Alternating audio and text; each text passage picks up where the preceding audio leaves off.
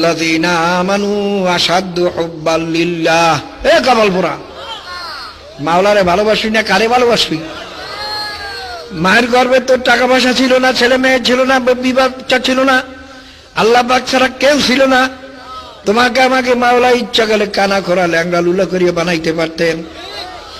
মাওলা কত মেহেরবানি করে মায়ের গর্ভে আমাকে নাভি দিয়ে রক্ত খাওয়াইছেন, মুখ দিয়া খাওয়ান নাই, মুখটারে নাপাক করেন নাই। কি বাইরে সন্তান জন্ম নেওয়ার পরে সারা দুনিয়ার বৈজ্ঞানিক আর ডাক্তার একাত্র হইয়াও নাভি দিয়া খাওয়াইয়া কোনো সন্তান জীবিত রাখতে পারবিনি। 10 মাস 10 দিন তো মা বাবা 10 মাস তোমাকে আমাকে নাভি দিয়েই খাওয়াইয়া বাঁচাইয়া রাখছেন। মাওলারে সেনও তো নাই। এই জন্য সিগারেট খাও, বিড়ি খাও, এই জন্য হারাম খাও, সুদ খাও, ঘুষ খাও, মদ খাও। মাওলারে তো সেনো নাই। আরে আমার মাওলায় আমারে ওই মায়ের গর্ভে বসিয়া নাভি দিয়া খাওয়াইছেন, মুখ দিয়া খাওয়ান নাই।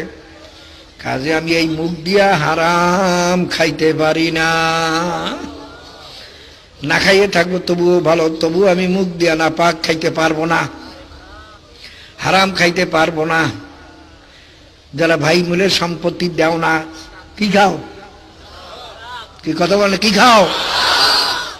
সম্পত্তি তোমার বাপের না মাওলার? কথা বলো না কেন?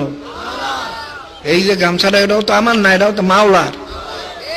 আর যতক্ষণ আমি জীবিত আছি ততক্ষণ মাওলায় আমার মালিকানা বানাই দিয়েছেন, এটা আমার অধিকার দিয়েছেন। চক্ষু বন্ধ হয়ে গেছে, এটার মালিক আমি আর নাই। কি এই জামার মালিকও আমি নাই, গেঞ্জির মালিকও আমি নাই। এখন আল্লাহ পাক যেটা ভাগ করিয়ে দিয়েছেন যেভাবে, ওইভাবে যতটুকু অংশীদার আমি হব ওইটার ভাগই আমি। ওইটা আমার জন্য হালাল, আর বাকিটা আমার জন্য হারাম। বাইরে জমিন চাষ করো, তোমার যতটুকু ঠিক আছে ওইটাই তোমার জন্য হালাল। পাশে 1 বিলাস বাড়াই না, সাইনেঙ্গু বাড়াই না, ওইটা তোমার জন্য হালাল, হারাম। বেচা কিনা করো ঠিক মতো, তোমার জন্য হালাল। বেচা কিনে ভেজাল দিয়া গোপন করলা, মিথ্যা কথা বললা, অনেক করে খোদার কসম আমি 10 টাকায় কিনছি ভাই, 10 টাকায় আমি কিনছি ভাই, আপনি আর কমে দেই কেমনে? নাইলে আপনার কাছে লাভ নাই করলাম। আমি তখন বলি, বাবা তোমার আমি কসম করতে কইছি তোমারে, তুমি আমারে 9 টাকায় দিতে পারবে কেন? এই দেখো, কই পারলে দাও, না পারলে না কইয়ে দাও। তোমার কসম করতে কইছি আমি। হালে কি কিনছে 5 টাকায়? হ্যাঁ, এই মিথ্যা কইয়ে দেখাইলো, হারাম হয়ে গেল। এই কথা ঠিক না? বাইরা খুব খেয়াল রাখেন, যারা মাওলাকে মহব্বত করে তারা কোনোদিন হারাম খাইতে পারে না। আমার তো মাওলার দরবারে যাইতেই হবে, আমি না খাইয়া মরবো তবু ভালো, তবু হারাম মুখে দেব না। এ বিড়ি সিগারেট খাওয়ার, এ মদ খাওয়ার, হিরুন খাওয়ার, আরে মনে রে বল যে আমি মরিয়ে যাবো, ভালো না খাই টেকতে পারি না, কাল হুজুর ছাড়তেই তোরা ছাড়তে পারি, এটা কথা নাকি? খাবো না তো খাবোই না, বলে যে খুব কষ্ট হয়ে গেল। ও মনে রে বলে এটা মরিয়ে যাবো,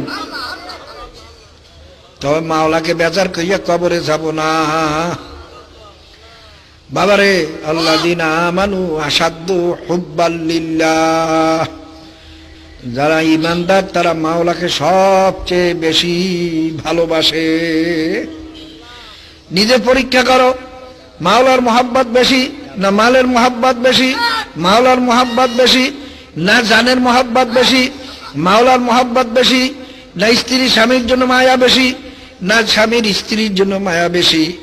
আল্লাযীনা আমানু আশাদ্দু হুব্বাল লিল্লাহ, যারা ঈমানদার তারা মাওলাকে সবচেয়ে বেশি ভালোবাসে। বাসবে না তাই বসবে কারে? ওই মায়ের গর্ভে ছিল মাওলায়, দুনিয়ার থেকে বাইরে এসে তখন ছিল মাওলায়। মায়ের কোলে ঘুমাইয়ে রয়েছি, তখন কত সময় মায়ের হাত আমার মুখের উপরে পড়িয়ে গেছে।